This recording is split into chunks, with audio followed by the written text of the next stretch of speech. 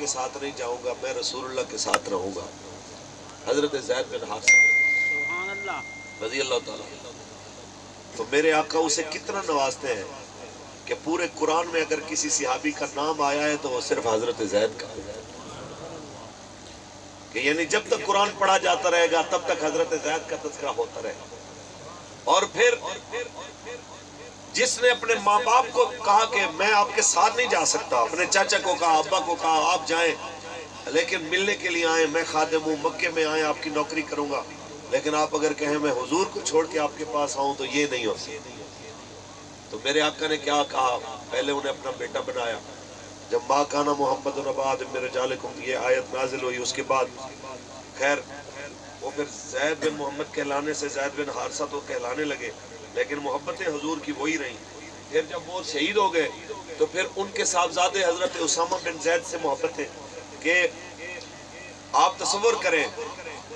جب میرے آقا مولا نے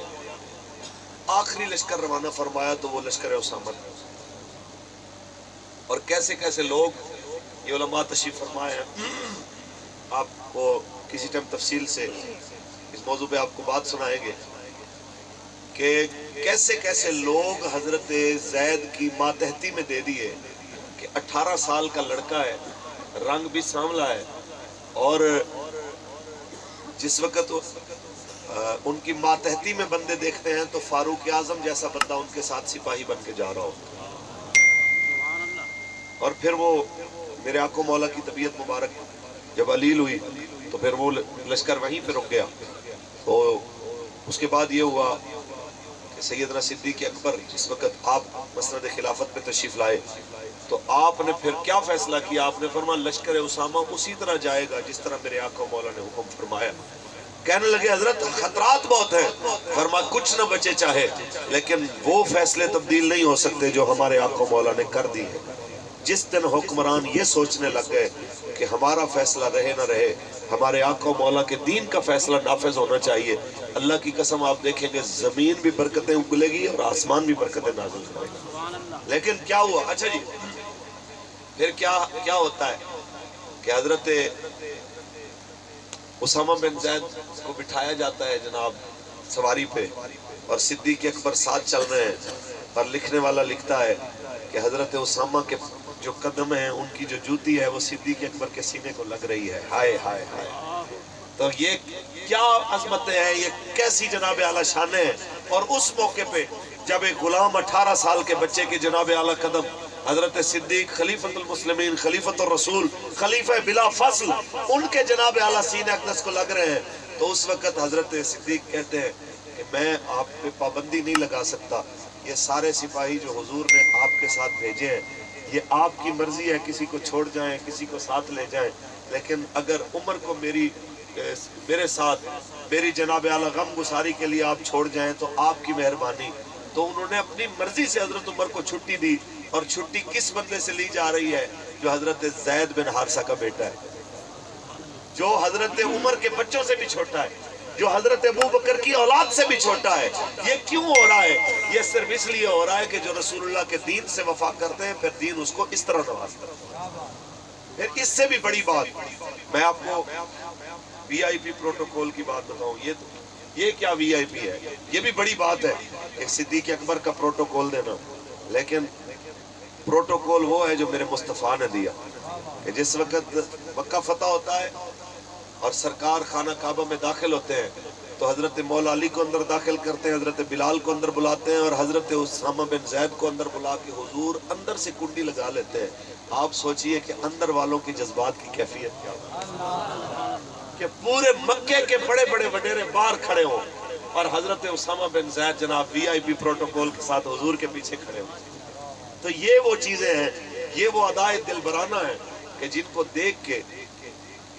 جو آیا ہے تو پھر ادھر کا ہو کے رہ گئے۔ یہاں پہ میں ایک بات اور کروں،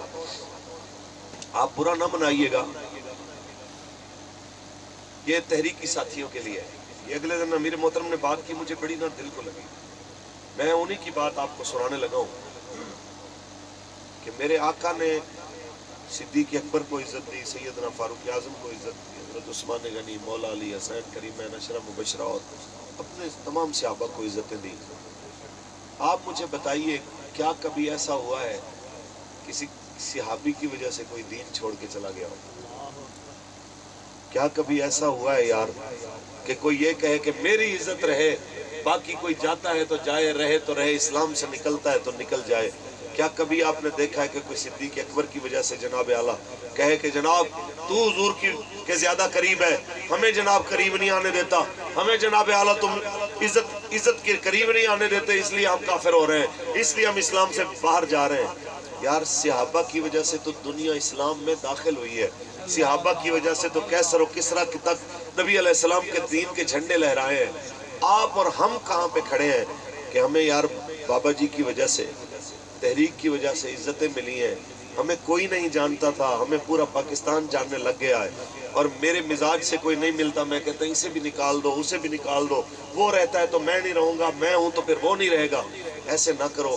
آپ کی ذمہ داری ہے۔ جب ہم سارے حضور کے دین کو تخت پہ لانا چاہتے ہیں تو یار ہماری جان کا دشمن بھی ہو کوئی، اس سے کیا فرق پڑتا ہے؟ ہم رہے نہ رہے، حضور کا عالم اونچا رہنا چاہیے۔ یہی آپ سے گزارش ہے کہ آپ سب کی ذمہ داری ہے، عہدہ ضروری نہیں ہے، حضور کا دین ضروری ہے۔ اور عین حالت جنگ میں، بلکہ میں نے ڈاکٹر مفتی امانی کی جس وقت سیدنا صدیق اکبر کی سیرت پہ لکھی ہوئی کتاب مجھے جیل میں کسی نے دی تھی، اس کے چند اوراق میں نے پڑھے، اس میں انہوں نے آپ کے جہاں مثال کا تذکرہ کیا، وہیں جنگ یرموک کے حوالے سے ایک اور بھی بات کی کہ جنگ یرموک جب فتح ہو گئی اور حضرت خالد بن ولید کی برکت سے اللہ تعالیٰ نے مسلمانوں کو وہ ایک ناممکن چیز جو نظر آ رہی تھی وہاں پہ بھی فتح عطا فرمائی۔ این اس ٹائم جب مسلمان خوشیاں منا رہے تھے، اس ٹائم قاصد آتا ہے اور کہتے ہیں جی قاصد آیا ہے، تو کہنے لگے ہاں جی کیا حکم ہے؟ کہنے لگے جی اندر چلیے۔ وہ اندر جاتے ہیں اور جاتے سمیت اندر کیا کہتے ہیں؟ کہنے لگے کہ صدیق اکبر کا وصال ہو گیا ہے، فاروق اعظم تخت نشین ہو گئے، اور بیٹھتے سمیت انہوں نے کہا ہے کہ فوری طور پہ خالد بن ولید کو عہدے سے معزول کر کے اس کو میرے پاس بھیجو۔ آپ تصور کریں کہ جس کی وجہ سے جنگ جیتی گئی ہو، اس کو سارا لشکر مبارکیں دے رہا ہو، اور وہ ہزاروں کا لشکر جناب حضرت خالد بن ولید کے ایک اشارے کے اوپر جو چاہے کرنے کو تیار ہو کہ یار اس جیسا بندہ جناب ہم نے نہیں دیکھا، تو اس موقع پہ حضرت خالد کو کہا جاتا ہے کہ آپ کو عہدے سے ہٹا دیا گیا ہے اور آپ کو طلب کیا گیا ہے کہ آپ فوری طور پہ مدینے پہنچے۔ انہوں نے ایک بار بھی نہیں کہا کہ جناب دیکھیں جی جنگ ہم نے جتوائی ہے اور باری آئی ہے جس وقت، تو اب آ کے ہمیں ہٹا دیا گیا ہے، ہم یہ فیصلے نہیں مانتے اور جناب لشکر ادھر بنا لیں ادھر بانٹ دیں، یہ بات نہیں کی۔ اسی وقت آپ نے فرمایا کہ سپاہی کا کام لڑنا ہے، اگلی صف میں کھڑا کرو گے تو بھی لڑنا ہے، پچھلی صف میں کھڑا کرو گے تو بھی لڑنا ہے۔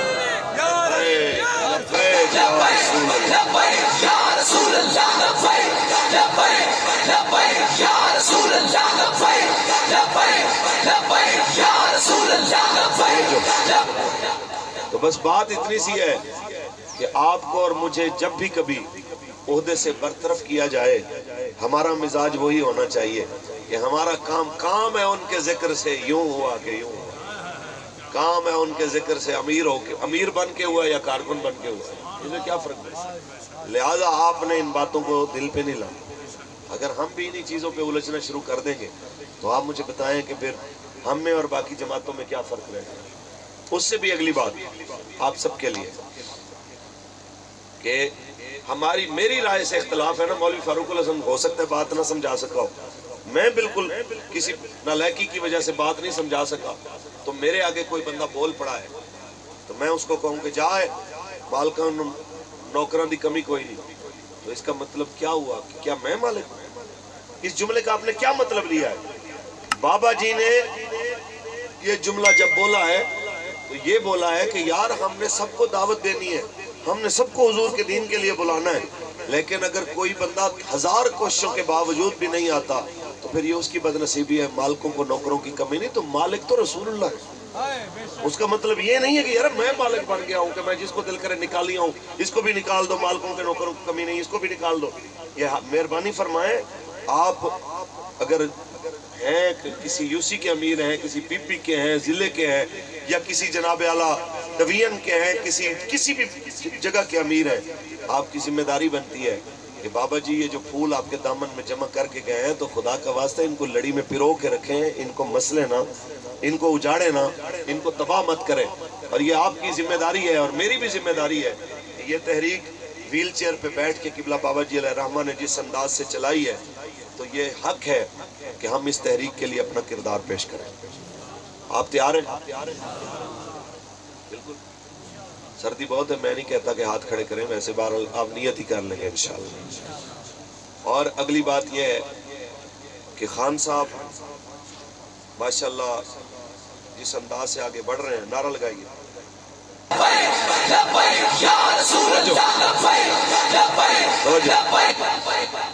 خان صاحب جس انداز سے آگے بڑھ رہے ہیں،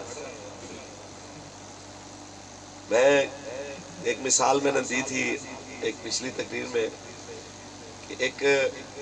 بندے کی نا 2 بیٹیاں تھیں، اس نے ایک شادی کر دی کماروں میں اور ایک کر دی جٹ ذمہ داروں میں۔ تو وہ بیچارہ ایک دن اپنی بیوی کے کہنے پہ جا کے بیٹیوں کی خبر لینے گیا، تو وہ جو کمار تھے اس دن ہی انہوں نے بیچارے کچے برتن رکھ کے نا تو اس کو آگ لگانے لگے تھے، پکا کرنے کے لیے آوے کو آگ لگاتے ہیں نا، تو بادل بنے ہوئے تھے۔ بیٹی کے پاس یوں ہی پہنچا، سلام کیا، بیٹی کیا حال ہے؟ تو اس نے کہا ابا دعا کر، یہ نہ برسے، یہ بسانا تو ہم گئے۔ سریکی میں ویسے زیادہ مزہ آتا ہے، وہ آکھے ابا اے نہ وسے، اے وسانا سا مر گئے۔ وہ بیچارہ اتھو نکلے پریشان تھی کہ دوجی تھی کہ نہ گیا دے، وہ ہن بیچارے جٹ ذمہ دار ایویں سمجھ گئے نو جو جیویں کچھ چنے شنے سٹے ہوئے ہون تے جناب ریتلا علاقہ ہوئے تے یہ بارش دی امید ہوئے برانی علاقہ۔ وہ تھی کہ ہاں بیٹا کیا حال ہے؟ وہ آکھے ابا دعا کرے بس پوے جے اے نہ وسا اسا مر گئے۔ پریشان گھر آیا، زنانی پوچھا ہاں جی دھیاں نہ سنا، وہ آکھے بس باقی پہلے دا تو نہیں پتا، آج ایک نہ ایک مری سمجھ۔ بھائی گال ہے خان صاحب جنہیں دے پچھو دھوتی موڑے تے رکھ تے لگ پہننا، یا تا ہونے دا کاکھ نہیں رانا تے یا خان دا کاکھ نہیں رانا۔ اے چیزیں تو تھی انہیں واضح، یا تا نکا نہیں بچدا یا نکے دا ابا نہیں بچدا۔ اے دوہے جو ایک نہ ایک گیا، لیکن میں ایک چیز ضرور آکساں کہ ہنہ لوگوں کو انسان دا بچہ بڑھنا چاہیے ہے، دوہے کو، نکے کو بھی تے نکے دے پیو کو بھی، کہ تو سا دین دلال جڑے غداریاں کتن، جی میں آسیہ ملونہ کو تو سا رہا کرائے، جی میں محمد عربی دے فقیران کو تو سا صدہ گولیاں مارین، اے توقو بابا جی دی دعائے جلال لگ دی پئی ہے کہ تو سا اپنی جاتے ذلیل تھی نہ پہ وہ اپنی جاتے۔ پچھلے سال دی گال ہے اکھیندن ہم ایک پیج پہ ہیں، ہم ایک پیج پہ ہیں، اور اپنے اپنے پیج علیحدہ کر کے دینے ہر کوئی اپنے اپنے پیج تے ذلیل تھی نہ پہ پیج پاڑے گئے تے باقی جڑے بچے ہوئے ہیں وہ تو ماشاءاللہ پہلے ہی ختم تھی چکے ہیں۔ مسلم لیگ نون تے جتنے بھی ہیں زرداری تے نال پی ڈی ایم باقی جو بھی ہیں نا، یہ تمام ساریاں پارٹیاں یہ تے اپنے انجام کو پہلے ہی پہنچ چکے ہیں تے باقی خان صاحب دا تے انہوں دے جڑے بزرگ ہیں انہیں دا ٹائم آ چکے۔ اساں واضح طور تے کہنے پیسے کہ ہون تک تو آنے بدماشیں کو، تو آنے عیاشیں کو قوم نے بڑا برداشت کیتے، یہ تو آنے جرائم اتنے وڈن، ناموس رسالت الغداری خاص طور تے